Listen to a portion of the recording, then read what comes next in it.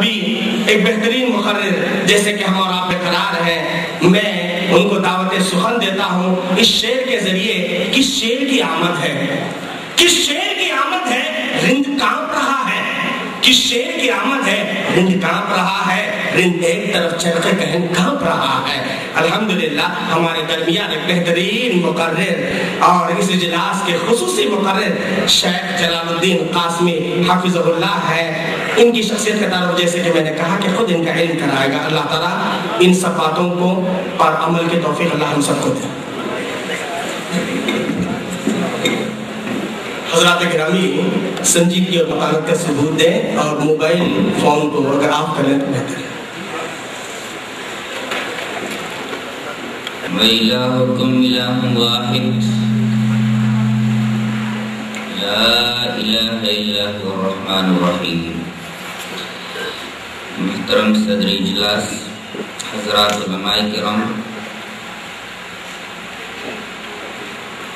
معزز و محترم امیر صوبہ جمعیت، اسٹیج پر جلوہ افروز موقر علماء کرام، بزرگوں، نوجوان بھائیوں، پیارے بچوں، پردہ نشین ماں اور بہنوں،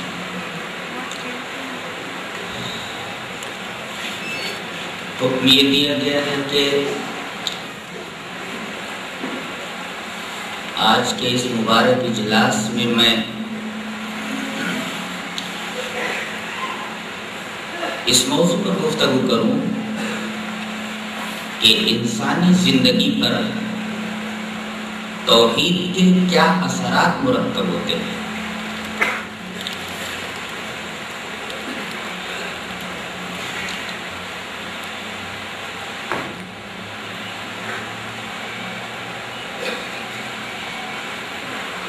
آئیے پہلے یہ جان لیتے ہیں کہ توحید کس کو کہتے ہیں۔ بات تھوڑی کم کرو، تھوڑا سا کم کرو۔ کسی شے کے بارے میں، کسی چیز کے بارے میں یہ جاننا کہ وہ ایک ہے، اس کو توحید بولتے ہیں۔ اور اصطلاح شرع میں توحید کہتے ہیں صرف اللہ ہی کی عبادت کرنا اور اس کی ذات اور صفات اور افعال کے بارے میں وحدانیت کا اعتقاد ہے۔ یہ ہے توحید کا لغوی اور اصطلاحی معنی۔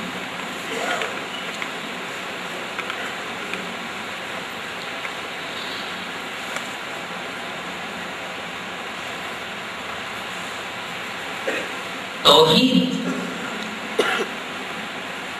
اسلام کی روح،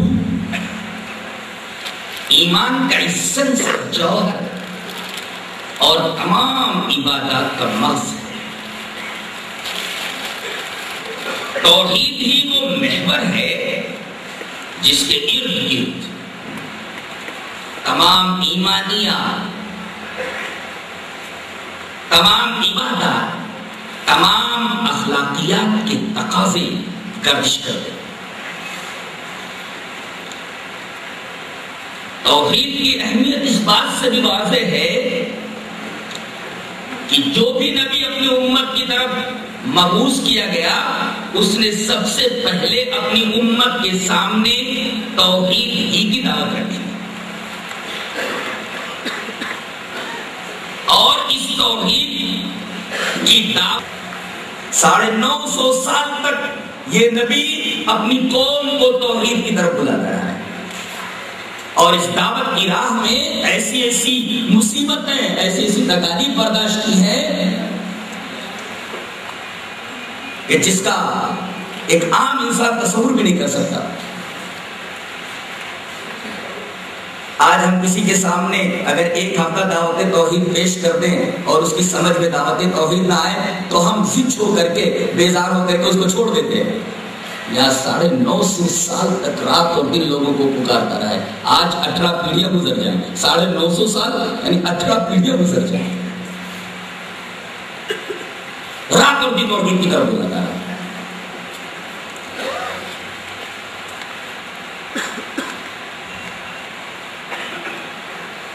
کی اہمیت اس بات سے بھی واضح ہے کہ اللہ تعالیٰ نے توحید انسان کی فطرت میں داخل کر دی ہے. جو بھی انسان پیدا ہوتا ہے فطرت اسلام ہی پر پیدا ہوتا ہے, توحید ہی لے کر کے آتا ہے. دلیل اس طرح ہے. وعن ابی ہریرہ رضی اللہ تعالی عنہ قال قال رسول اللہ صلی اللہ علیہ وسلم ما من مولود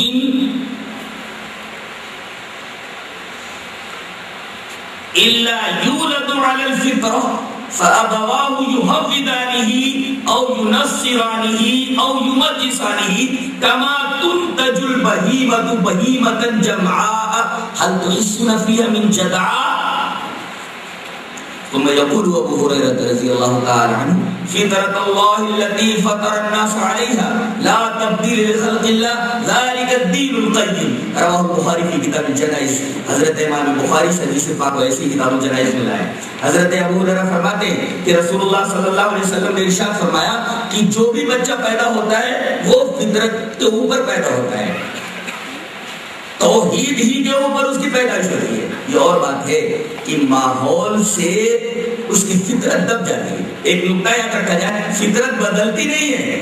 توحید کی فطرت لے کر کے آیا ہے تو یہ فطرت کبھی چینج نہیں ہوتی, بدلتی نہیں. ہاں دب ضرور جاتی ہے, ماحول سے اس کی یہ فطرت متاثر ہو جاتی ہے, جیسا کہ آگے فرمایا گیا.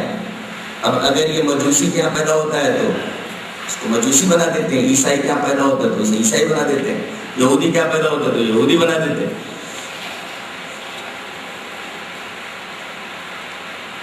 اس حدیث پاک سے معلوم ہوا کہ توحید یہ انسانی فطرت ہے. اب جو کوئی آدمی توحید کے خلاف کسی روش کے اوپر چلتا ہے در حقیقت اپنی فطرت کے خلاف لڑتا ہے, اپنی فطرت کے خلاف روش اختیار کرتا ہے. اور ایک بات کہوں تو آپ کو عجیب لگے گی کہ دنیا کی ہر شے توحید کی قائل.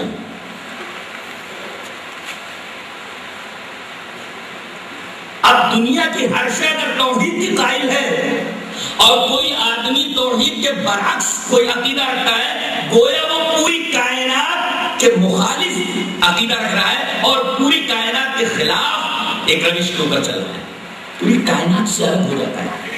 مشرک کا کائنات سے کوئی جوڑ ہی نہیں ہوتا. ہاں موحد پوری کائنات سے ہم آہنگ رہتا ہے. مشرک جو ہوتا ہے پوری کائنات سے الگ ہو جاتا ہے, کائنات سے اس کا کوئی جوڑ ہی نہیں رہتا, اس لیے کہ کائنات کی ہر شے توحید کا عقیدہ رکھتی ہے. اللہ تبارک و تعالیٰ نے جگہ ارشاد فرمایا سورہ نور میں کل قد علم صلاته وتسبیحہ, کائنات کی ہر شے کو اپنی نماز کا طریقہ معلوم ہے, اپنی نماز معلوم ہے, اور ہر شے کو اس کی تسبیح معلوم ہے. تسبیح سے مراد توحید یعنی اللہ تبارک و تعالیٰ کن کن خوبیوں سے متصف ہے معلوم, اسی کا نام توحید ہے. ہر شے کو اپنی نماز معلوم, ہر شے کو اپنی توحید معلوم. اور ایک جگہ فرمایا گیا وَإِن مِّن شَيْءٍ إِلَّا يُسَبِّحُ بِحَمْدِهِ وَلَكِن لَّا تَفْقَهُونَ تَسْبِيحَهُ. کائنات کی ہر شے اللہ کی تسبیح اور حمد بیان کرتی ہے. ہاں یہ اور بات ہے کہ اگر ایک جانور کو زبان دے دی جائے تو وہ سب سے پہلی جو تقریر کرے گا توحید ہی کے تعلق سے کرے گا. سورہ نمل پڑھیے, اس میں اللہ تبارک و تعالیٰ نے ایک واقعہ ذکر کیا ہے. پہلے آیات پڑھتا ہوں. اعوذ باللہ من الشیطان الرجیم وَتَفَقَّدَ الطَّيْرَ فَقَالَ مَا لِيَ لَا أَرَى الْهُدْهُدَ أَمْ كَانَ مِنَ الْغَائِبِينَ لَأُعَذِّبَنَّهُ عَذَابًا شَدِيدًا أَوْ لَأَذْبَحَنَّهُ أَوْ لَيَأْتِيَنِّي بِسُلْطَانٍ مُّبِينٍ فَمَكَثَ غَيْرَ بَعِيدٍ فَقَالَ أَحَطتُ بِمَا لَمْ تُحِطْ بِهِ وَجِئْتُكَ مِنْ سَبَإٍ بِنَبَإٍ يَقِينٍ إِنِّي وَجَدتُّ امْرَأَةً تَمْلِكُهُمْ وَأُوتِيَتْ مِنْ كُلِّ شَيْءٍ وَلَهَا عَرْشٌ عَظِيمٌ وَجَدتُّهَا وَقَوْمَهَا يَسْجُدُونَ لِلشَّمْسِ مِنْ دُونِ اللَّهِ وَزَيَّنَ لَهُمُ الشَّيْطَانُ أَعْمَالَهُمْ فَصَدَّهُمْ عَنِ السَّبِيلِ فَهُمْ لَا يَهْتَدُونَ أَلَّا يَسْجُدُوا لِلَّهِ الَّذِي يُخْرِجُ الْخَبَءَ فِي السَّمَاوَاتِ وَالْأَرْضِ وَيَعْلَمُ مَا تُخْفُونَ وَمَا تُعْلِنُونَ اللَّهُ لَا إِلَهَ إِلَّا هُوَ رَبُّ الْعَرْشِ الْعَظِيمِ. یہ آیت ترجمہ کیا ہے؟ ایک دفعہ حضرت سلیمان علیہ السلام, جن کو اللہ تعالیٰ نے چڑیوں کی بولیاں سمجھنے کا معجزہ عطا فرمایا تھا، چیونٹیوں کی باتیں سمجھنے کا معجزہ عطا فرمایا تھا، انہوں نے چڑیوں کے اوپر نگاہ ڈالی، تفتیش کی۔ آپ ایک سوال کر سکتے ہیں، چڑیا تو چھوٹی مخلوق ہے، ایک اتنے بڑے بادشاہ کو جس کے لیے اللہ نے ہوا مسخر کر دی ہو، جس کے لیے اللہ نے جنوں کو مسخر کر دیا ہو، ایک چھوٹی سی چیز کے بارے میں قرآن حکیم کہتا ہے کہ چڑیوں کے بارے میں انہوں نے تفتیش کی۔ یہاں ایک نکتہ بتایا گیا ہے کہ حکمراں کو چاہیے کہ بڑی بڑی چیزوں کے ساتھ ساتھ چھوٹی چھوٹی چیزوں پر بھی نگاہ رکھے، تب سمجھو وہ بہترین حکمت۔ قرآن کا ایک ایک لفظ حکمت اور بصیرت سے معمور ہے، کرا ہوا ہے۔ وَتَفَقَّدَ الطَّيْرَ فَقَالَ مَا لِيَ لَا أَرَى الْحُدُودَ، چڑیوں کے اوپر نگاہ ڈالی تو حدود کو غائب پا کہا کہ چلا گیا ہے، کیا بھاگ گیا، غائب ہو گیا ہے، بغیر بتائے چلا گیا ہے، ذبح کر ڈالوں گا اس کو یا سزا دوں گا اس کو، لَأُعَذِّبَنَّهُ عَذَابًا شَدِيدًا، سخت سزا دوں گا۔ اس کا مطلب یہ ہوا کہ کسی انسان سے اگر کوئی جرم سرزد ہو جائے تو حکمراں کو چاہیے کہ اس کے جرم کی قرار واقعی سزا دے، تاکہ دوسروں کو جرم کرنے کی ہمت نہ پڑے، حوصلہ نہ ہو۔ اسی وجہ سے تاکیدی جملہ استعمال کیا گیا ہے، لَأُعَذِّبَنَّهُ عَذَابًا شَدِيدًا۔ اس میں ایک نکتہ اور ملتا ہے کہ جس حکومت کا نظام، جس حکومت کا قانون اسٹرکٹ ہوتا ہے، وہاں جرائم بہت کم ہوتے ہیں۔ لَأُعَذِّبَنَّهُ، ضرور سزا دوں۔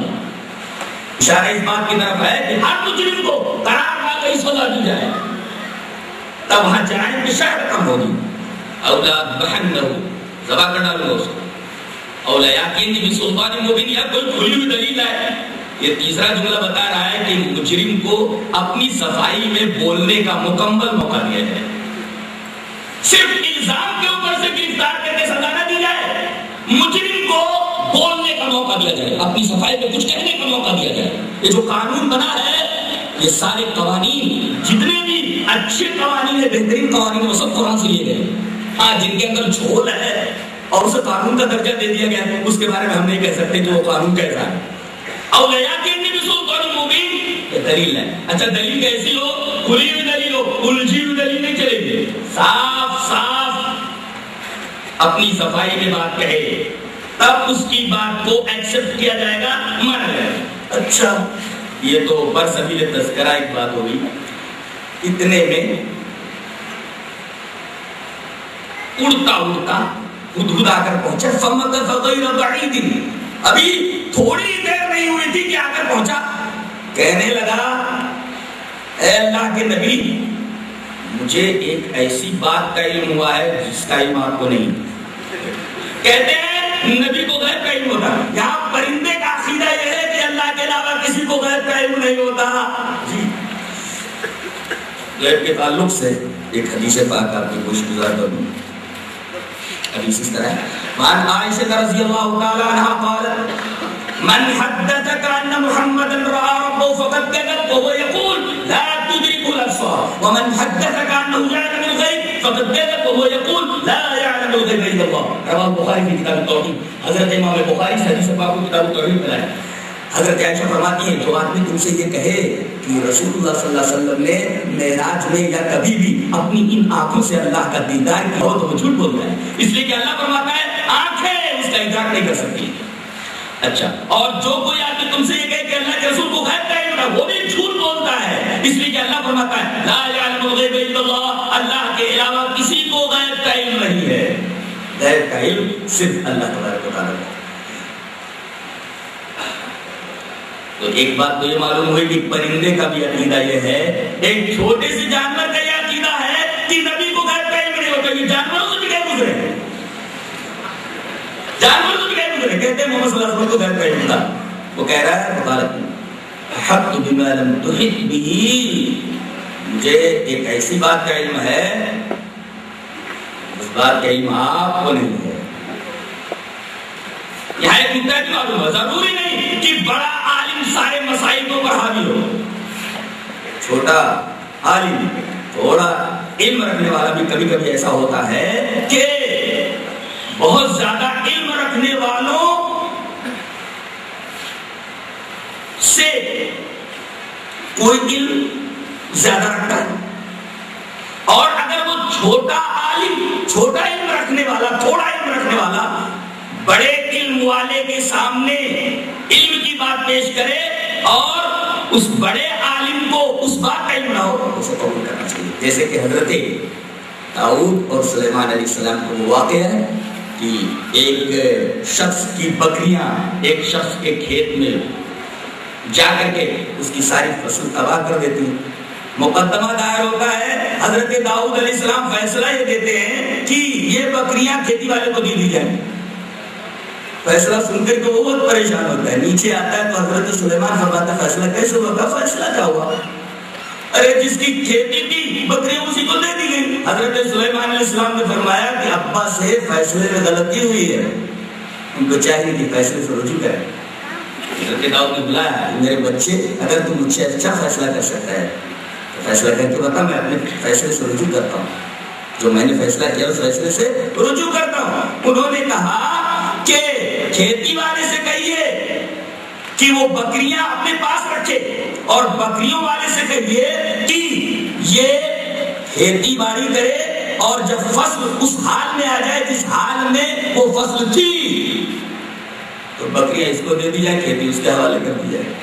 حضرت داؤد علیہ السلام نے اپنے فیصلے سے رجوع کیا۔ آج کسی امام سے غلطی ہو جائے دین کے مسئلے میں، کسی پیر سے غلطی ہو جائے، کسی مرشد سے غلطی ہو جائے تو کہا جاتا ہے اتنے بڑے پیر ہیں، اتنے بڑے مرشد ہیں، اتنے بڑے امام ہیں، بھلا ان سے غلطی ہو سکتی ہے؟ زمین ڈل جائے، آسمان ڈل جائے، پہاڑ اپنی جگہ سے کھسک جائے، لیکن مولوی صاحب کا مسئلہ، مجتہد صاحب کا مسئلہ، بابا کا مسئلہ، امام صاحب کا مسئلہ ہٹنا نہیں چاہیے، اسے ماننا ہی ماننا ہے۔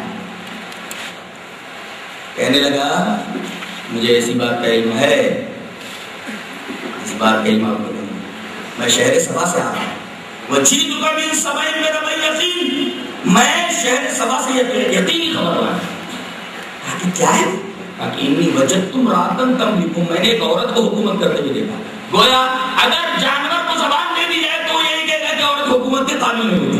کبھی تو اسے تعجب ہوا، انی وجدت امرأۃ تملکہم، میں نے ایک عورت کو حکومت کرتے ہوئے دیکھا، مردوں کے اوپر حکومت کرتی۔ اللہ تعالیٰ نے صرف تملکو نہیں کہا، تملکہم، ہم لا کر کے نکتہ یہ بیان کیا ہے کہ عورت ہو کر کے مردوں پر حکومت کرے۔ اس کا مطلب حاکم مرد کو ہونا چاہیے، چاہے وہ چھوٹی حکومت ہو چاہے بڑی حکومت ہو۔ چھوٹی حکومت کون سی؟ گھر کی حکومت۔ انی وجدت امرأۃ تملکہم، میں نے دیکھا کہ ایک عورت مردوں کے اوپر حکومت کر رہی ہے۔ جانور کو تعجب ہوا، چھوٹے سے پرندے کو تعجب ہوا، اور کیا دیکھا؟ اس کے پاس کیا نہیں ہے، اوتیت من کل شیء، اللہ نے ہر چیز سے اس کو نوازا، وَلَهَا عَرْشٌ عَظِيمٌ، اور حضرت اس کا ایک بہت بڑا تخت بھی ہے جس پر وہ بیٹھا کرتی ہے، جلوہ افروز ہوتی ہے۔ اور حضرت ایک بات اور دیکھا میں نے، وَجَدتُهَا وَقَوْمَهَا يَسْجُدُونَ لِلشَّمْسِ، میں نے اس عورت کو دیکھا اور اس کی رعیت کو دیکھا، رعیت اور وہ عورت دونوں سورج کی عبادت کرتے ہیں، یسجدون للشمس من دون اللہ، اللہ کو چھوڑ کر کے، اللہ کو چھوڑ کر کے سورج کی پوجا کرتے ہیں۔ وَزَيَّنَ لَهُمُ الشَّيْطَانُ أَعْمَالَهُمْ، شیطان نے ان کے اعمال کو بہت خوشنما بنا کر ان کے سامنے پیش کر دیا ہے۔ فَصَدَّهُمْ عَنِ السَّبِيلِ، یہ تو جنت کے راستے سے ہٹ گئے ہیں اور یہ ہدایت یاب نہیں ہے۔ فَهُمْ لَا يَهْتَدُونَ، جانور یہ بول رہا ہے، پرندہ بول رہا ہے کہ جو اللہ کے علاوہ کسی کی عبادت کرے وہ سمجھو شیطان کے مکر و فریب میں مبتلا ہے، اس کے دام تصویر میں پھنسا ہوا ہے اور وہ سیدھے راستے سے ہٹا ہوا ہے اور وہ ہدایت یاب نہیں ہے۔ آج کتنے لوگ ہیں جو قبروں سے لپٹے ہوئے ہیں اور ان کا عقیدہ یہ ہے کہ قبروں سے ملتا ہے۔ یہ سنتے ہیں، ابھی میرے کو غفور صاحب نے بڑی اچھی بات کہی، وہ ایک ساتھ کہنے لگے مردے سنتے ہیں، تو میں نے بولا مردے بولتے ہیں۔ کہاں ہے؟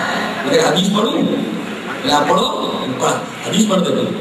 وعن سعید المقبوری عن ابی انه سمع ابا سعید الخدری رضی اللہ تعالی عنہ ان رسول اللہ صلی اللہ علیہ وسلم قال اذا وزعت الجنازه واحتملها الرجال على اعناقهم فان كانت صالحه قالت قدموني وان كانت غير صالحه قالت يا ويلها اين يذهبون بها يسمع صوتها كل شيء الا الانسان ولو سمعه لصعق. رواه البخاری في کتاب الجنائز. حضرت امام بخاری حدیث پاک کو ایسے کتاب جنائز میں لائے. حضرت ابو سعید خدری کہتے ہیں کہ رسول اکرم صلی اللہ علیہ وسلم کو فرماتے ہوئے میں نے سنا کہ جب جنازہ رکھ دیا جاتا ہے نہرا دھلا کر کے اور لوگ اسے اپنے کندھوں پر اٹھا لیتے ہیں. بڑی تلخ حقیقت بیان کی گئی ہے. زندگی بھر آدمی نہ جانے کن کی سواریوں میں سفر کرتا ہے. پہلی گاڑی ہے اور نہ جانے کون کون سی گاڑیاں تو نکلی ہوئی ہیں. ہر مہینے آدمی گاڑیاں بدلتا ہے, لیکن آخر میں ایک عجیب و غریب گاڑی میں سوار ہونا پڑتا ہے جس کے پہیے عجیب ہوتے ہیں, پہیوں کی جگہ پر آدمی جھکے ہوئے ہوتے ہیں. تو اذا وزعت الجنازہ, جب جنازہ رکھ دیا جاتا ہے واحتملها الرجال على اعناقهم اور لوگ جنازے کو اپنے کاندھوں پر اٹھا لیتے ہیں, تو اگر وہ مردہ نیک ہے تو بولتا ہے, قال بولتا ہے, کیا بولتا ہے؟ قدمونی, جلدی جلدی مجھے لے چلو. یہ حدیث بتا رہی ہے کہ زیادہ دیر تک مردوں کو گھر میں نہیں رکھنا چاہیے, جلدی سے ان کو ان کی منزل پر پہنچا دینا چاہیے. قدمونی, مجھے جلدی جلدی لے چلو. وَإِنْ كَانَ غَيْرَ صَالِحٍ, اگر وہ مردہ نیک نہیں ہوتا, برے اعمال پر اس کا خاتمہ ہوا, تو بولتا ہے, کیا بولتا ہے؟ یا ویلھا این یذهبون بها, ہائے مجھے کہاں لے جا رہے ہو, کہاں لے جا رہے ہو. اور یسمع صوتها كل شيء, اس مردے کی آواز ہر شے سنتی ہے سوائے انسان کے. انسان اور جن اس کی آواز نہیں سنتے, اس کے علاوہ ہر شے اس کی آواز سنتی ہے. اگر انسان سن لے, ولو سمعه, اگر انسان سن لے تو بے ہوش ہو جائے, ہارٹ فیل ہو جائے. اس بات سے حضرت امام ابن تیمیہ نے کبھی استدلال کیا, وہ پیش کر دیا. ایک بابا تھا رفائی, چمٹے بجاتے رہتے تھے, آگ میں بجھاتے تھے. حضرت امام ابن تیمیہ نے ایک دفعہ حامی بھری تھی کہ جو تم کرو میں کہہ کے بتاؤں. بولے آگ میں داخل ہو, آگ میں داخل ہو جاتے. تو بولے ایک بابا ہے رفائی, مر گیا, اس کا مزار بن گیا بہت بڑا, پہنچا ہوا. حضرت علی کا کائے کا پہنچا ہوا, کہاں تک پہنچ گیا؟ ارے بولے حضرت وہ تو گھوڑوں والا بابا ہو گیا. بولے گھوڑوں والا بابا؟ بولے ہاں, گھوڑے جب بیمار ہوتے ہیں تو اس کی قبر پر لے جائے جاتے ہیں, اور گھوڑے کتنے ہی بیمار کیوں نہ ہوں درست ہو جاتے ہیں, صحیح ہو جاتے ہیں, اچھے ہو جاتے ہیں. گھوڑے والے بابا, کتے شاہ, طوطے شاہ, تو وہ گھوڑے شاہ تھے, گھوڑوں والے بابا. حضرت امام ابن تیمیہ رحمۃ اللہ علیہ نے پوچھا اچھا یہ بتاؤ ہوتا کیا ہے؟ کہا کہ جب گھوڑے بیمار ہوتے ہیں تو ان کو لے جایا جاتا ہے اس کی قبر کے اوپر, اور جیسے ہی قبر پر پہنچتے فوراً ان کو سنڈاس شروع ہو جاتا ہے. اتنا سنڈاس کرتے ہیں, اتنا سنڈاس کرتے ہیں کہ ان کے پیٹ میں کچھ بچتا نہیں ہے. حضرت نے فرمایا خدا کی قسم اس قبر کو عذاب ہو رہا ہے, اس لیے کہ رسول اکرم صلی اللہ علیہ وسلم نے ارشاد فرمایا کہ قبر والے کی آواز ہر شے سنتی ہے سوائے انسان کے. وہ جانور سنتے ہیں کہ قبر میں کیا ہو رہا ہے, اس کے اوپر شدید عذاب ہو رہا ہے, اور اتنا شدید عذاب ہو رہا ہے کہ گھوڑے جب وہاں پہنچتے ہیں تو اتنے ڈر جاتے ہیں کہ فوراً ان کو جھلاپ چالو ہو جاتا ہے, اور جب جھلاپ چالو ہو جاتا ہے سنڈاس کر دیتے, پیٹ صاف ہو جاتا ہے, اچھے ہو جاتے ہیں. اس لیے کہ ساری بیماری تو پیٹ ہی سے پیدا ہوتی ہے, وہ تو اصل مرض کی جگہ تو میدا ہے. اسی وجہ سے فرمایا اللہ تبارک و تعالیٰ نے کلوا واشربوا ولا تسرفوا. پورے میڈیکل سائنس کو اللہ تبارک و تعالیٰ نے 3 چھوٹے جملوں میں مقید کر دیا, کھاؤ پیو اسراف نہ کرو. نبی کریم صلی اللہ علیہ وسلم نے ارشاد فرمایا پیٹ کے 3 حصے کرو, ایک حصہ ہوا کے لیے, ایک حصہ کھانے کے لیے, ایک حصہ پانی کے لیے. تینوں ٹھوس لیتے ہیں کھانے سے, دنیا بھر کی پریشانی نہیں ہوگی. کلوا واشربوا ولا تسرفوا, تاکہ میدا خراب ہو, اس لیے کہ میدا ہی بیماریوں کی جڑ ہوتا ہے. تو وہ گھوڑے جب وہاں لے جائے جاتے ہیں شدت عذاب کو محسوس کر کے سنڈاس کرنے لگتے ہیں, اور جب پیٹ صاف ہو جاتا ہے چھوڑ دیتے ہیں. حضرت نے اس حدیث پاک سے استدلال کیا تو اس قبر کے اوپر عذاب ہوتا ہے. تو اگر ایسا کوئی استدراج رونما ہو جائے, خرق عادت چیز فلاں کوڑی صحیح ہو گیا، فلاں آدمی وہاں بابا کے مزار پر جا کر کے صحیح ہو گیا، تو اس کا مطلب یہ نہیں کہ وہاں بابا کی کرامت ظاہر ہوئی ہے، کچھ نہ کچھ تو ہے وہاں.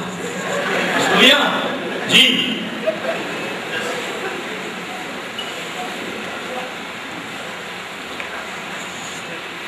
تو مردے بولتے بھی ہیں. تو اس نے کہا کہ آپ نے حدیث تو پڑھی کہ مردے بولتے ہیں، لیکن مردوں کا بولنا سمجھ میں نہیں آتا. میں نے کہا مردوں کا سننا بھی میری سمجھ میں نہیں آتا. تو بولا مردے کا بولنا سمجھ میں نہیں آتا. میں نے کہا مردوں کا سننا بھی میری سمجھ میں نہیں آتا. اگر اس کا تعلق عالم برزخ سے ہے تو سننے کا تعلق بھی عالم برزخ سے ہو. کیسے سنتے ہیں، نہ جانے کیسے بولتے ہیں.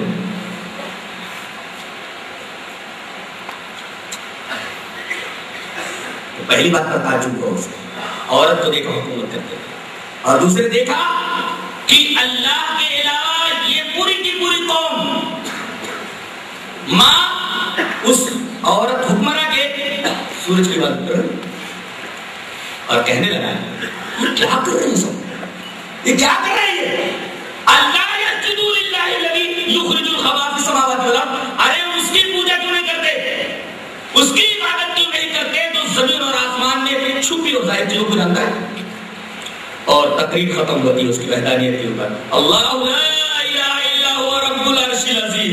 یہ خود کی تقریر ختم ہوتی ہے. کہاں سے شروع ہوتی ہے؟ یہاں سے چاہتے اس کی تقریر. فقال احط بما لم تحط به وجئتك من سبع بنبأ يقين اني وجدت امرأة تملكهم وأوتيت من كل شيء ولها عرش عظيم. إني وجدت امرأة تملكهم وأوتيت من كل شيء ولها عرش عظيم وجدتها وقومها يسجدون للشمس من دون الله وزين لهم الشيطان أعمالهم فصدهم عن السبيل فهم لا يهتدون. ألا يسجدوا لله الذي يخرج الخبا في السماوات والأرض ويعلم ما تخفون وما تعلنون. الله لا إله إلا هو رب العرش العظيم. اللہ اکبر. ایک چھوٹے سے پرندے کی تقریر دیکھ رہے ہیں. 19واں پارہ کھولو، خود کی تقریر یاد کرو. کافی ہے توحید کو سمجھنے کے لیے. تو توحید اتنی اہمیت کی حامل چیز ہے کہ اگر ایک پرندے کو زبان دے دی جائے تو وہ بھی تقریر جب کرے گا تو سب سے پہلی تقریر اس کی شرک کے رد میں ہوگی اور توحید کے توحید تقریر ہے. تو صرف انسان کی فطرت ہی توحید نہیں ہے، پوری کائنات کی فطرت توحید ہے. بات ذہن نشین کی جائے. اور میں یہ کہوں تو بے جانا ہوگا کہ تمام انبیاء کرام جو اپنے اپنے امم کی طرف بھیجے گئے، تمام انبیاء کرام کی دعوت کا نقطۂ آغاز بھی توحید، نقطۂ وسط بھی توحید اور نقطۂ اختتام بھی توحید. زندگی بھر وہ توحید کی دعوت دیتے ہیں. ویسے لفظ توحید تو بہت ہی سادہ سا لفظ ہے، ویری سمپل ورڈ جس کو ہر خاص و عام آسانی سمجھ سکتا ہے. لیکن اگر علم و عقل کی روشنی میں اس کا بنظر غائب مطالعہ کیا جائے تو آپ کو معلوم ہوگا کہ بظاہر سادہ سا لگنے والا یہ لفظ کتنی اہمیت کا حامل ہے.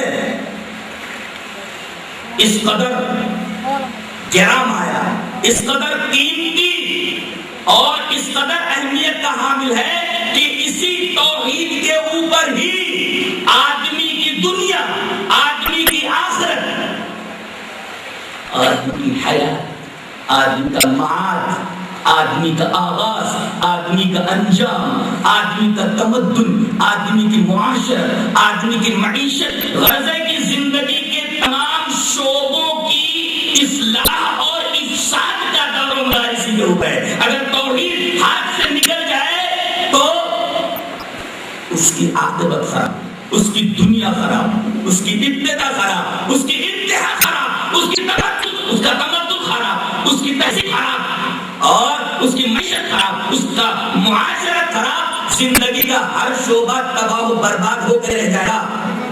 اور آگے میں یہ بات بول دوں، یاد کر لیجئے کہ علم و اعتقاد کا یہ سرچشمہ جس کو ہم توحید کہتے ہیں اگر یہ خشک ہو جائے تو کسی بھی انسان کے لیے یہ ممکن نہیں کہ خیر و فلاح کی راہ پر گامزن ہو سکے اور حقیقت و ہدایت کی کی منزل تک پہنچ سکے. بغیر توحید کے خیر و فلاح کی راہ پر آدمی چل ہی نہیں سکتا, اور بغیر توحید کے حقیقت اور ہدایت کی منزل کو نہیں پا سکتا. گویا کہ توحید اول بھی ہے, توحید آخر بھی ہے. یہ کہوں کہ یہ عمارت کی بنیاد کی طرح ہے.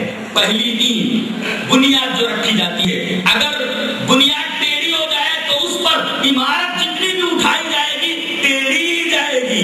توحید کا حال یہی ہے, اگر زندگی کی بنیاد توحید کے اوپر اٹھائی گئی تو جتنی زندگی کی عمارت اوپر اٹھے گی وہ بالکل سیدھی جائے گی. اور اگر آپ نے بنیاد اپنی زندگی کی شرک کے اوپر رکھ دی تو شرک ویسے بھی ٹیڑھا ہے. آپ تو مقابلہ کریں گے. آپ جب انہوں نے اپنی لاٹیاں اور اپنے ڈنڈے اور اسی طریقے سے رسیاں ڈالی, کہنے لگے فرعون کی عزت کی قسم آج ہم غالب ہو کر کریں. بس موسیٰ علیہ السلام کو اللہ نے حکم دیا کہ اب اپنا بھی اثر ڈال دے. دیکھا کیا ہے, فالقا موسیٰ عصاہ فإذا هي تلقف ما يأفكون. موسیٰ علیہ السلام نے اپنا اثر ڈالا تو جو تام جھام انہوں نے وہاں کیا ہوا تھا نکلنے لگا. اب تو دیکھا انہوں نے یہ کیا ہے, ہم لوگوں نے جو پھینکا ہے وہ تو ہم دیکھ رہے کیا ہے, وہ تو لوگوں کی نگاہ میں ہے کہ رسیاں چل رہی ہیں, ڈنڈے حرکت کر رہے ہیں, سانپ نظر آ رہے ہیں, یہ تو لوگوں کی نگاہ میں, لیکن ہم دیکھ رہے کچھ بھی نہیں ہو, کچھ بھی نہیں ہو. لیکن یہ تو سوڈا ڈالتے ہیں, ایسا ڈالتے ہیں, سب کچھ ٹرانسفارمیشن ہو گیا ہے, حقیقت میں سوڈا اژدہا بن گیا ہے. سمجھ گئے کہ ہم لوگوں نے جو پیش کیا تھا وہ فیک ہے, وہ جعلی ہے, اس کی کوئی حقیقت نہیں ہے. اور موسیٰ نے جو پیش کیا وہ فیکٹ ہے. فیک اور فیکٹ میں زمین اور آسمان کا فرق ہے. ہم لوگوں نے جو پھینکا ہے وہ فیک ہے. کیا ہم لوگوں نے جو پھینکا ہے وہ فیک ہے, فیک سب بیکار ہے, جعلی. اور موسیٰ نے جو پھینکا ہے وہ فیک نہیں, فیکٹ ہے. حقیقت کو سمجھ گئے, گر گئے سجدے میں. فَأُلْقِيَ السَّحَرَةُ سَاجِدِينَ. اللہ اکبر. حقیقت سامنے آ گئی, نقاب اتر گیا, آنکھوں سے تعصب تھا, فوراً سجدے میں گر گئے. قَالُوا آمَنَّا بِرَبِّ الْعَالَمِينَ. ہم رب العالمین کو ایمان لے آئے. کون رب العالمین؟ موسیٰ و ہارون کا رب, موسیٰ و ہارون. اب فرعون نے دیکھا کہ ارے یہ تو روزہ چڑھوانے, نماز معاف کروانے گئے تھے, یہ تو روزہ کے لیے پڑ گیا ہے, یہ تو مقابلہ کروانے کے لیے لائے تھے, یہ تو الٹے سب کے سب مسلمان ہو گئے, یہ تو میری حکومت کیسی کیسی ہو جائے گی, خیر نہیں. اور لوگ جب نچوانے لگا, ارے ہم تم لوگ قبلہ آنا آتا لگا, میری اجازت کے بغیر ایمان لے آئے ہو, مجھے اچھی طرح معلوم ہے یہ تمہارا یہ بڑا جو ہے یہ استاد ہے تمہارا, اسی نے سب کام جھاڑ کو سکھایا ہے. کبیرکم الذی علمکم السحر, تمہارا استاد یہی ہے. فلسوف تعلمون, ایسی سزا دوں گا معلوم ہو جائے گا تم کو. فلسوف تعلمون, کیا اس کا انجام جانتے ہو, معلوم ہو جائے گا. لو قطعنا ایدیکم وارجلکم من خلاف, دائیں ہاتھ کاٹ دوں گا, بائیں پیر کاٹ دوں گا, بائیں ہاتھ کاٹ دوں گا, دائیں پیر کاٹ دوں گا, اس کے بعد سولی دے دوں گا. اللہ اکبر. جو آئے تھے چند پیسوں کے لیے, دھمکی دیکھ رہے ہیں آپ, ہاتھ پیر کاٹ دیے جائیں گے. بڑی بے نیازی سے کہہ رہے ہیں, تیرے کو جو کرنا ہو کر, اللہ صحیح, کوئی پرواہ نہیں, وی ڈونٹ کیئر, کوئی فرق نہیں پڑتا, لا صحیح, کوئی پرواہ نہیں. انا الی ربنا منقلبون, ارے تو اللہ کی طرف جانا ہے, ہم بھی اللہ کی طرف جانا ہے. اللہ اکبر. دیکھیں کیسی تبدیلی آ گئی مزاجوں میں, عقیدہ بدلتے ہی عمل میں اور مزاج میں, استاد تبع کے اندر دیکھ رہے ہیں آپ کیسی تبدیلی آ گئی کہ پہلے کوئی چند پیسوں کے اوپر خوشامد کر رہے تھے, اور اب موت سامنے ہے, توحید ملنے کے بعد تو موت کو گلے لگانے کے لیے خوشی سے تیار ہے, مسکرا کر سولی پر چڑھنے کے لیے تیار ہے. توحید کو جذبہ عنایت کرتا ہے, توحید کو بہادری عنایت کرتا ہے, توحید کو ہمت عطا کرتا ہے. توحید بڑی عظیم الشان شے ہے, اس شرک سے آدمی بزدل بنتا ہے اور توحید سے بہادر بنتا ہے. پوری دنیا فتح کر لیا گئے, پوری دنیا فتح کیا گیا توحید کے بلبوتے پر. اللہ نے کہا کہ توحید مضبوط کرو, پوری دنیا تمہارے حوالے کر دیتا ہوں. آج بڑا افسوس ہوتا ہے مسلمانوں کو دیکھ کر کے, جو اپنے آپ کو مسلمان کہتے ہیں. ذرا غور کریں ان کی زندگیوں میں. آج ایک بات اور بتاتا ہوں, آج انسانیت کا بڑا میٹر کیا ہے, سلطہ ہوا مسئلہ کیا ہے. بولو, ہم ہر آدمی تلاش کر رہا ہے امن کہاں ہے, پیس کہاں ہے, امن کہاں ہے, شانتی کہاں ہے. ہر شانتی تلاش کر رہا ہے، امن و شانتی کہیں نہیں ہے۔ اللہ فرما رہا ہے امن اور شانتی ہم تمہیں دیں گے، ایک چیز اختیار کرو، کیا؟ توحید اختیار کرو۔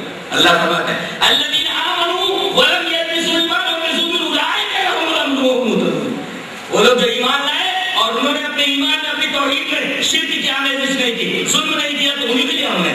اللہ نے یہاں خوشخبری دے دی ہے کہ اگر امن لانا ہے، اگر محلے میں امن لانا ہے تو توحید لے آؤ اپنی زندگیوں میں، سوسائٹی میں امن لانا ہے تو توحید لے آؤ اپنی زندگیوں میں، اور سماج میں اگر امن لانا ہے، پیس لانا ہے تو توحید لے آؤ اپنی زندگی میں، ملک میں، صوبے میں اگر امن لانا ہے تو توحید لے آؤ اپنی زندگی میں۔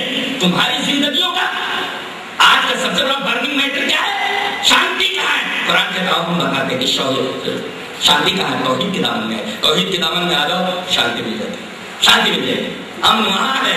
اللہ تبارک و تعالیٰ نے ہم نے جو خوشخبری سنائی ہے توحید کے اوپر۔ اور ایک بات اور بولتا ہوں، توحید کا سب سے بڑا اثر انسانی زندگی کے اوپر یہ ہوا ہے کہ جب تک آدمی توحید سے ناآشنا تھا تب تک لمیقات یوم معلوم کی توضیح فرمایا۔ ارے بھائی وہ میرا موضوع نہیں ہو تو میں نے ایسے کہہ دیا تھا، اس کی اس میں کیسے میں دیکھ لی، پھر بھی تھوڑا بہت واضح کرتا ہوں۔ تو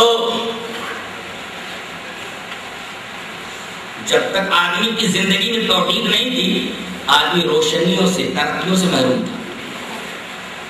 اس نے مذاہب کو تقدس کا درجہ دے رکھا، ہاں گنگا ماتا، گنگا میا، فلاں پہاڑ، فلاں سانپ، پانی، چاند کی پوجا ہو رہی ہے، سورج کی پوجا ہو رہی ہے، پانی کی پوجا ہو رہی ہے۔ اب بتائیے کسی مذہب کو، مظاہر فطرت میں سے کسی مذہب کو اگر مقدس مان لیا جائے تو تسخیر کرنے کا جذبہ ابھرے گا دل میں، ارے وہ تو مقدس ہے، اس کے بارے میں کون غور کر رہے ہیں؟ لوگ یہ سمجھیں گے نا؟ قرآن نے آ کے بتایا کہ یہ چیزیں جن کی تم عبادت کر رہے ہو یہ تمہاری نوکر ہے۔ اللہ نے فرمایا اللہ الذی خلق السماوات والارض وانزل من السماء ماء فاخرج به من الثمرات رزقا لكم وسخر لكم الانهار وسخر لكم الشمس والقمر دائبين وسخر لكم الليل والنهار وآتاكم من كل ما سألتموه وإن تعدوا نعمة الله لا تحصوها إن الإنسان لظلوم كفار۔ اللہ اکبر، کیا وزن ہے لفظوں کا اور کیا اللہ کا کلام ہے۔ اللہ فرماتا ہے وہی ذات ہے، اللہ ہے وہ جس نے آسمان اور زمینوں کو پیدا کیا، اسی نے آسمان سے بارش نازل کی اور اس بارش کی وجہ سے تمہارے لیے رزق کے نام پر پھل غلے پیدا ہوتے ہیں، اور اسی نے تمہارے لیے نہروں کو مسخر کر دیا ہے۔ وسخر لکم الفلک لتجری فی البحر بامرہ، اسی نے تمہارے لیے کشتیوں کو مسخر کر دیا کہ دریا میں چلائیں، اور اسی طریقے سے اس نے چاند اور سورج کو تمہارے لیے مسخر کر دیا ہے، برابر چل رہے ہیں، یہ سب تمہارے غلام ہیں، تمہارے نوکر ہیں یہ۔ اب تم ان کی پوجا کر رہے ہو، ان کو اپنا معبود سمجھ رہے ہو۔ ارے چاند کی پوجا کرو گے تو چاند پر جانے کا حوصلہ کیسے پیدا ہوگا؟ اگر چاند کو معبود مان لو تو کہیں ارے چاند کے اوپر کون جائے گا، اس کے اوپر پیر کون رکھے گا، تو معبود ہے۔ لیکن جب پتا چلا کہ اللہ نے چاند کو ہمارا نوکر بنا دیا ہے تو تسخیر کا حوصلہ پیدا ہوا، تب لوگ چاند کے اوپر پہنچے، تب معلوم ہوا یہ تو ایک کوڑا ہے، بے نور کوڑا ہے، یہ تو سورج سے روشنی مستعار لے کر جا رہی ہے، معبود کا ہے۔ اور اس کا حال یہ ہے کہ پہلے چھوٹا سا رہتا ہے، پھر اس کے بعد بڑھتے ہلال رہتا ہے 3 دن تک، اور اس کے بعد پھر بدر کامل ہوتا ہے 14ویں 15ویں کو، اور اس کے بعد دھیرے بڑھتے اللہ فرماتا ہے اتنا پتلا ہو جاتا ہے، اتنا باریک ہو جاتا ہے، ایسا ہو جاتا ہے کمر ٹیڑھی ہو جاتی ہے بیچارے کی، کل عرجون القدیم اللہ ہوتا ہے، جیسے پرانی جو ہے سڑی ہوئی کھجور کی ٹہنی ہو، کل عرجون القدیم، جیسے کھجور کی پتلی شاخ کمر ٹیڑھی ہو جاتی ہے۔ کمر ٹیڑھا ہونا یہ کیا عیب ہے کہ کمال ہے؟ کمر ٹیڑھی ہو جائے، ارے یہ کمر ٹیڑھی ہے اس کی، اللہ اس کی کمر ٹیڑھی کر دے رہا، تم کہاں جا رہے ہو؟ یہ کمر ٹیڑھی کرنے والی کی، جس کی کمر ٹیڑھی اس کی عبادت کر رہے ہیں، اس کی تو کمر ٹیڑھی ہے، اللہ اس کی کمر ٹیڑھی کر دیتا ہے، یہ کہاں عبادت کر رہا ہے؟ یہ کہاں عبادت کر رہا ہے؟ عرجون القدیم، یہ عبادت رات نہیں ہو۔ اور جب آزادہ کا غور فکر کا ماحول پیدا کیا قرآن نے، جن کو تم معبود سمجھتے ہو، معبود نہیں، تمہارے نوکر ہیں، یہ غلام ہے تمہارے، اللہ نے تمہاری مسخر کر دیا، تب تسخیر کا جذبہ پیدا ہوا، تب آدمی چاند کے اوپر پہنچا۔ اور جب تک آدمی پانی کو معبود سمجھتا رہا، اس کے ذہن میں کبھی خیال نہیں آیا کہ چلو پانی سے بجلی بناتے ہیں، پانی تو مقدس ہے، کون تحقیق کرے؟ تب قرآن نے جب توحید میں آزادانہ غور فکر کا ماحول پیدا کیا اور بتایا کہ یہ پانی یہ تقدس کا درجہ دیے جانے کے قابل نہیں ہے، تو تمہارے غلام ہیں. لہٰذا لوگوں نے تحقیق اور تسجیل کرنی شروع کی تو پتہ چلا کہ اس سے بجلی بنائی جا سکتی ہے. آج روشنی ہے اسی تحقیق کے برابر، اور یہ توحید نے آزادانہ غور و فکر کا ماحول پیدا کیا. میں کہوں تو پیدا نہ ہوگا. آج دنیا میں جتنی بھی روشنی ہے اور ترقی کے نام پہ جتنی چیزیں موجود ہیں سب توحید کی رہنمائی ہے. اگر توحید نہ ہوتی کائنات کے اندر تو ہم اندھیرے میں. اسی وجہ سے قرآن حکیم توحید کو نور بولتا ہے اور شرک کو تاریکی بولتا ہے. آدمی جب تک شرک میں رہتا ہے تب تک کام تو یہ مارتا رہتا ہے. روشنی رہتی ہے تو آدمی صاف سمجھ جاتا ہے کہ یہ فلاں چیز ہے فلاں چیز ہے، اور اندھیرے میں آدمی ٹٹولے تو کبھی کبھی رسی کی جگہ سانپ پکڑ لیتا ہے. سانپ پکڑ لیتا ہے تو کبھی کبھی ہوتا ہے اندھیرے میں سانپ کو پکڑ لیتا ہے رسی سمجھ کر کے. بہت ساری کی وجہ سے اس لیے کہ مشرک زندگی میں تاریکی میں چلتا ہے اور موحد ہمیشہ نور میں چلتا ہے، روشنی میں چلتا ہے. تو ایک تو توحید نے آزادانہ غور و فکر کا ماحول پیدا کیا، تصدیق کا حوصلہ دیا ہے تو ترقی پیدا ہوئی. اب آدمی چاک پر گیا تبھی نہ وہ اپنے مدار کے اندر جو مصنوعی چاک ہے وہ ڈالے گا. اور آج جو موبائل ہے اور دنیا بھر کی جو ایجادات ہیں اور ہم تک جو آوازیں پہنچ رہی ہیں کیسے پہنچ رہی ہیں؟ اگر چاند پر آدمی نہ پہنچتا، تصویر نہ کرتا تو پھر کورے کا تلاش کیسے کرتا، اوربٹ کی تلاش کیسے کرتا، اور وہاں پر جو ہے مصنوعی چاند کیوں جو ہے ڈالتا اگر تحقیق نہ کرتا تو. اور یہ غور و فکر کا انداز آزادانہ غور و فکر کا ماحول توحید نے پیدا کیا. اور ٹوائن کی نے بالکل صحیح کہا. ٹوائن کی ایک مشہور مفکر گزرا ہے انگریز، وہ کہتا ہے کہ آزادانہ غور و فکر کا ماحول صرف اور صرف مونوتھیزم یعنی توحید نے پیدا کیا. جب تک شرک تھا تب تک آزادانہ غور و فکر کا ماحول نہیں تھا، اس پر پابندی تھی. اور جیسے ہی توحید آیا آزادانہ غور و فکر کا ماحول بنا، اور توحید اور مونوتھیزم نے آ کر کے ہی یہ ماحول پیدا کیا. ایک بات اور یاد رکھے کہ انسان کو اللہ آزاد دیکھنا چاہتا ہے. فکر کی حریت، حوصلے کی حریت، آزادی. اسی وجہ سے اللہ نے اس کو مجبور نہیں بنایا ہے. آزادی کے ساتھ تو چاہے باطل قبول کر لے چاہے توحید قبول کر لے. فمن شاء فلیؤمن ومن شاء فلیکفر. حریت، آزادی فکر دی ہے، حریت دی ہے اللہ تبارک و تعالیٰ نے کہ تو پوری آزادی کے ساتھ چاہے حق قبول کرے چاہے ناحق قبول کرے. اور حق کے اوپر ایک بات یاد آئی کہ مشرک ہمیشہ ناحق پر رہتا ہے اور موحد زندگی میں حق کے اوپر رہتا ہے. دلیل دیکھ اللہ تعالیٰ ہے لہو دعوت الحق، اسی کی عبادت کرنا، اسی کو پکارنا حق ہے. اس کا مطلب یہ ہوا جو اللہ کے علاوہ چھوڑ کر دوسروں کی عبادت کرتے، اللہ کے علاوہ چھوڑ کر دوسروں کو پکارتے ہیں، وہ ناحق پر ان کی پکار ناحق ہے. لہو دعوت الحق. ان کی مثال کیسے ہے؟ کیا مثال ہے اللہ کے اوپر. ایک الہامی کتاب ہی کے اندر وہ مثال مل سکتی ہے. اللہ نے فرمایا والذین يدعون من دونی لا يستجیبون لهم بشیء الا کباسط کفیہ الی الماء ليبلغ وما هو ببالغه وما دعاء الکافرین الا بضلال. اللہ کے علاوہ جو غیروں کو پکارتے ہیں ان کا حال یہ ہے جیسے ایک پیاسا آدمی ایک کنویں کے سامنے ہاتھ پھیلائے کھڑا ہو اور اس امید میں کہ کنویں کا پانی اس کے منہ میں آ جائے. کنویں کا پانی اس کے منہ میں آنے والا نہیں ہے. وما هو ببالغه وما دعاء الکافرین الا بضلال. ایسے ہی ان کی جو دعائیں ہیں وہ عقارت ہے، بیکار ہیں. ایسے ہی زندگی بھر آدمی جو مشرک رہتا ہے وہ ایسے کام کو یہ مارتا رہتا ہے، ناحق کے راستے پر چلتا رہتا ہے، اور اس آدمی کی طرح رہتا ہے کہ کنویں کے سامنے ہاتھ پھیلایا اور پانی اس کے منہ میں پہنچا ہے، پانی اس کے منہ میں پہنچتا ہے، زندگی بھر پیاسا رہ جاتا ہے. ایسا ہی مرتا ہے، ایسا ہی مرتا ہے. کتنی عجیب مثال ہے. آگے بڑھیے. عزت ادا کرتی ہے توحید، شرک ذلت.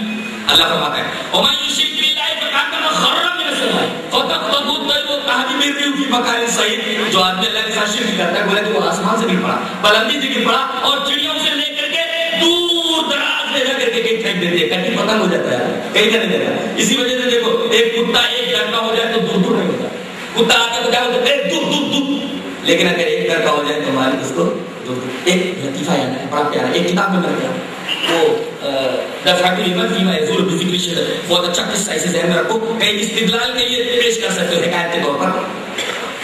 کہتے ایک پادری جو ہے، ایک عیسائی راہب مولوی، ایک جبل کے شزیہ پر، ایک پہاڑ کی چوٹی کے اوپر کٹیا بنائے ہوئے اللہ اللہ اللہ اللہ کرتا رہتا، اور اس کے پاس ہر روز 3 روٹیاں. کتنی روٹی؟ 3 روٹی. کھاتا تھا آرام سے مفرتا، اللہ اللہ کرتا رہتا. اللہ نے آزمانا شروع کیا. ایک دن 3 روٹیاں نہیں آئی، جہاں آتی تھی روٹی وہاں جا کر دیکھا تو روٹیاں ہے نہیں. سوچو دوسرے ٹائم آ جائے گی، دوسرے ٹائم دیکھا تو روٹیاں نہیں آئی. ایسے ہی 3 دن تک اس کے پاس روٹی نہیں آئی، پریشان ہو گیا. پہاڑ سے نیچے اترا، بستی میں گیا. کبھی آتا نہیں تھا بستی میں. آیا، دروازہ کھٹکھٹایا. ایک صاحب نے کہا حضرت آپ کیسے؟ کہا کہ 3 دن سے بھوکا ہوں. کہا کہ حضرت ہمیں بلا لیا ہو. کہا کہ کوئی دکھائی نہیں دے رہا تھا، میں خود ہی چلا آیا. تو اس آدمی نے ان کو 3 روٹیاں دی. اب حضرت لے کر کے چلے 3 روٹیاں. مالک کا جو کتا تھا، یہ حضرت جب چلے تو پیچھے بھونک بھونک کرتا ہوا لگ گیا. انہوں نے دیکھا تو کاٹ لے گا، فوراً ایک روٹی ڈال دی اور لمبے لمبے ڈھک بھرتے ہوئے آگے بڑھنے لگے. جلدی سے کتا روٹی کھا کر کے پھر ان کے پیچھے دوڑ پڑا. قریب تک کاٹ لے گئے کہ دوسری روٹی بھی اس پادری نے ڈال دی. اور یہ پہاڑ کے قریب پہنچنا چاہ رہا تھا کہ کتا دوسری روٹی کھا کر کے پھر دوڑا اور پھر بھونکوں کر کے پھر کاٹنے دوڑا. انہوں نے تیسری روٹی بھی ڈال دی. جب وہ کھانے میں مشغول ہو گئے تو انہوں نے چاہ کی طرح پہاڑ کے اوپر چڑھ کر کے آگے نکل جاؤ. کتا تیسری روٹی کھا کر کے پھر دوڑ پڑا. یہ پیچھے مڑا، یا عدیم الحیا یا قلیل الحیا، اے بے حیا، شرم نہیں؟ 3 دن سے بھوکا ہوں مردود کہیں کے گیا تیرے مالک کے پاس تو 3 روٹی ملی ہے، اور تیرے کاٹنے کے وجہ سے 3 روٹیاں میں تیرے حوالے کر چکا ہوں، کھا کر کے جی نہیں بنا، بے شرم کہیں کے. کتے کو اللہ نے زبان دی. کتا بولنے لگا بے شرم تو ہے یا میں ہوں؟ بے شرم تو ہے. میں اپنے مالک کے اس دروازے کے اوپر ہفتوں پڑا رہتا ہوں، کبھی تو کھانا ہفتوں دن تک نہیں ملتا، لیکن اپنے مالک کا در چھوڑ کر کے کہیں نہیں جاتا.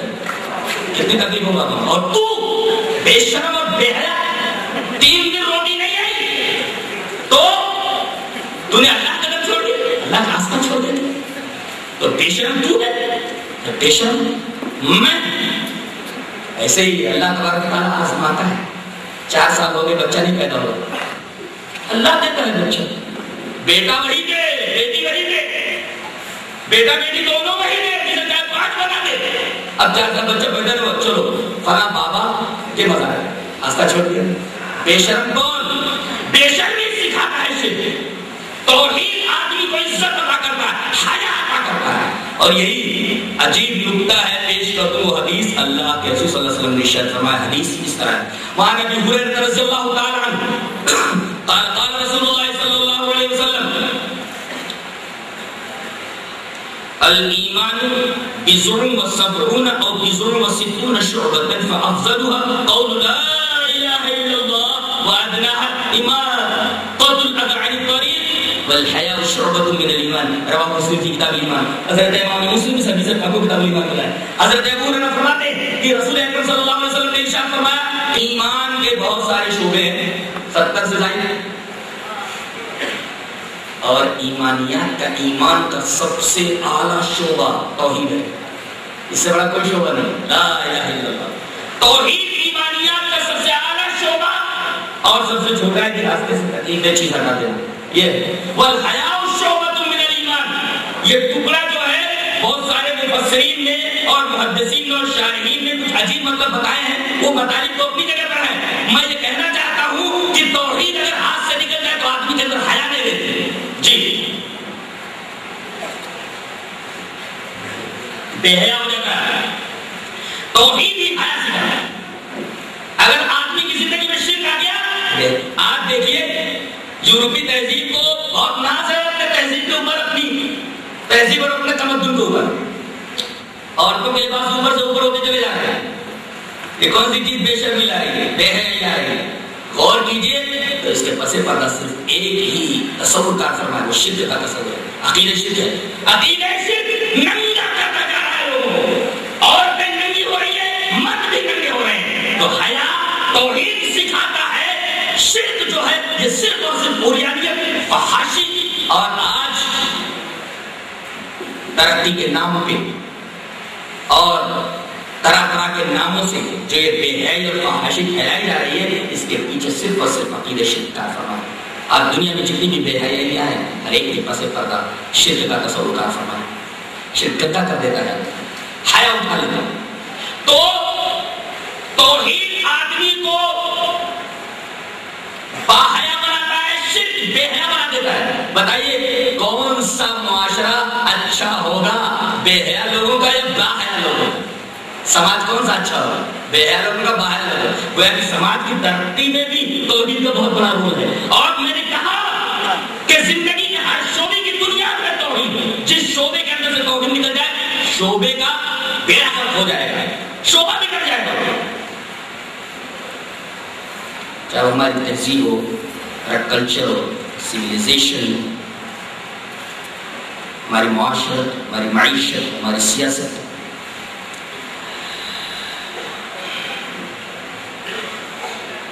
سب بگڑ کر کہتے ہیں. اور قرآن حکیم نے ایک بات شرک کے بارے میں کہی ہے, ظلم. اس کا اپوزٹ کیا ہے؟ انصاف. توحید سب سے بڑا انصاف اور شرک سب سے بڑا ظلم. آپ کیسے ثابت کریں گے شرک سب سے بڑا ظلم؟ ثابت کرو گے؟ پڑھتے رہتے ہو, ثابت نہیں کر سکتے. نہیں ثابت کر سکتے, میں ثابت کرتا ہوں, بولتا ہوں. بولوں ظلم کیسے ہے؟ پڑھتے رہتے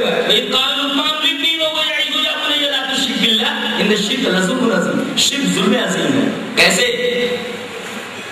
ظلم کسے کہتے ہیں؟ پہلے ظلم کی تعریف سمجھو. ظلم کہتے ہیں وضع الشیء فی غیر محلہ المختص بہ. ظلم کہتے ہیں چیز کو ایسی جگہ رکھنا جہاں رکھنے کی جگہ نہ ہو. مثلا ٹوپی کی جگہ کہاں حصہ تھا؟ وہ ٹوپی ضروری نہیں ہے کچھ, کہتے وہ نماز میں ضروری ہے.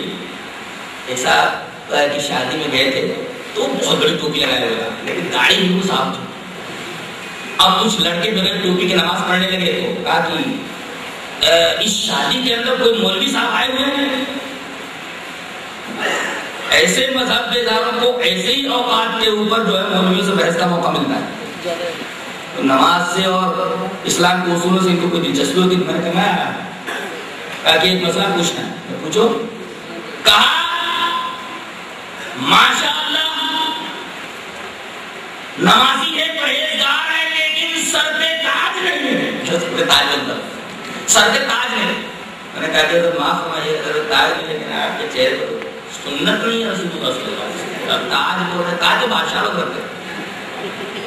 کسی شاعر نے کہا نہیں کہ ہمارے سر کی پھٹی ٹوپیوں پہ طنز نہ کر, ہمارے سر کی پھٹی ٹوپیوں پہ طنز نہ کر, ہمارے تاج عجائب گھروں میں رکھے ہیں. کبھی رہا ہوگا عجائب گھروں میں رکھے ہوئے. ذلت کا تو یہ حال ہے. تو توحید کو ہم نے چھوڑ دیا, شرک میں ملوث ہے, قرآن کو ہم نے چھوڑ دیا, تو ذلت ہمارا مقدر بن گیا. اللہ اکبر. تو ظلم کیسے ہے؟ ظلم کا میں نے معنی بتایا کہ چیز کو ایسی جگہ پر رکھنا جہاں رکھی جانے کے قابل نہ ہو وہ چیز. ٹوپی کو سر پر رکھا جاتا ہے, پیر کو پہن لے, چپل پہنا جاتا ہے تو اسے سر پر رکھ لیا جائے تو وہ جگہ نہیں ہے. ایسے ظلم کیسے؟ شرک. دیکھو غور سے سنو. اللہ تعالیٰ نے انسان کو ہاتھ دیے, دماغ دیا ہے, دل دیا ہے, پیر دیے ہیں. اچھا ان کا جو وظیفہ ہے برابر کرتے ہیں کہ نہیں کرتے؟ کان کو سننے کا وظیفہ دیا گیا ہے, برابر سنتا ہے. آنکھ کو دیکھنے کا وظیفہ دیا گیا ہے, برابر دیکھتی ہے. ہاتھوں کو کام کرنے کا وظیفہ دیا گیا ہے, یہ وظیفہ مکمل ہاتھ انجام دیتا ہے. پیروں کو وظیفہ دیا گیا ہے چلنے کا, جہاں آدمی چاہتا ہے پیروں کے ذریعے چل کر چلا جاتا ہے. برابر ہر ایک اپنا وظیفہ پوری ایمانداری کے ساتھ ادا کر رہا ہے. سب توحید کے قائل ہیں. مشرک کیا کرتا ہے؟ یہ جو پورے اللہ کے حکم پر چل رہے ہیں ان کو دوسری جگہ لے جا کے پہنچا دیتا ہے, غیر اللہ کے در پہ جھکا دیتا ہے. یہ سب توحید کو جو قائلین ہیں, موحدین ہیں, ان کو غیروں کے در پہ لے جا کر کے غیروں کے آستانے پہ جھکا دیتا ہے. جہاں ان کو نہیں جانا ہے, جہاں ہاتھ کو نہیں اٹھانا ہے, غیروں کے آگے دستے سوال میں راستہ کا بابا مزاروں کے اوپر جاتا ہے, تیرے در پہ ہم آئے ہیں, خیال رکھیے گا ذرا. مشرکانہ خیالات دماغوں میں رکھتا ہے اور غیر اللہ کی نیاز مندی اور عقیدت کے جذبات اپنے دل کے اندر رکھتا ہے. بتائیے دل کے اندر اللہ کی توحید کے جذبات ہونے چاہیے, توحید کے لیے پیر حرکت کرنے چاہیے, ہاتھ حرکت کرنے چاہیے, لیکن یہ ساری چیزیں اٹھا کر کے غیروں کے آستانوں کو لے جا کر ڈال دے. اس سے بڑا ظلم اور کیا ہو سکتا ہے کہ جو اللہ کی توحید کے قائل ہوں ان کو اٹھا کر کے پہنچا دینا، اس سے بڑا ظلم ہوتا ہے؟ یہ مطلب ہے ان الشرک لظلم عظیم، شرک سب سے بڑا ظلم. تو شرک سب سے بڑا ظلم، شرک سب سے بڑی ذلت، شرک سب سے بڑی دھنات، شرک سب سے بڑی خست، یعنی دنیا بھر کی گندگیاں یہ سمیٹے. اور سب سے آخری بات تو یہ ہے کہ شرک یہ اللہ تبارک و تعالی سے بغاوت کرنا. بغاوت کی یہ بغاوت کا مطلب کیسے سمجھائیں گے؟ اس طرح سمجھائیے بغاوت کیسے. یہ میرا کلاس ہے، میں ایک جائیداد کا مالک ہوں، میں اس کا مالک ہوں. اب کوئی آدمی کہے کہ نہیں اس جائیداد کے اندر فلاں صاحب بھی شریک ہے جبکہ مالک میں ہوں، خواہ اس میں اس کو شریک کر رہا ہے. ایسے ہی کوئی ملک کا فرما روا ہو آئینی طور پر، قانونی طور پر، لیکن کوئی کہنے دوسرے صاحب بھی فرما روا ہے. بتائیے ایسا آدمی قابل گردن زدنی ہے کہ نہیں؟ حکومت کا باغی ہے کہ نہیں کہ آئینی پرائم منسٹر میں ہوں، قانونی صدر میں ہوں، یہ ماننا کر رہا ہے دوسرے کو. بتائیے حکومت اس کو معاف کرے گی؟ بتا نہیں. مشرک یہی کرتا ہے کہ اللہ تبارک و تعالیٰ کی ملکیت کے اندر دوسروں کو شریک کرتا ہے. اس سے بڑا باغی کیا ہو سکتا ہے؟ یہی وجہ کہ اللہ تمام گناہوں کو بخش دے گا مگر شرک کرے گا. اسی وجہ سے اللہ نے فرمایا ان اللہ لا یغفر ان یشرک بہ ویغفر ما دون ذلک لمن یشاء. اللہ سارے گناہ کو بخش دے گا مگر شرک کو نہیں بخشے گا. اللہ تبارک و تعالیٰ میں توحید کے اوپر قائم رکھے اور شرک سے محفوظ رکھے. وآخر دعوانا الحمدللہ رب العالمین.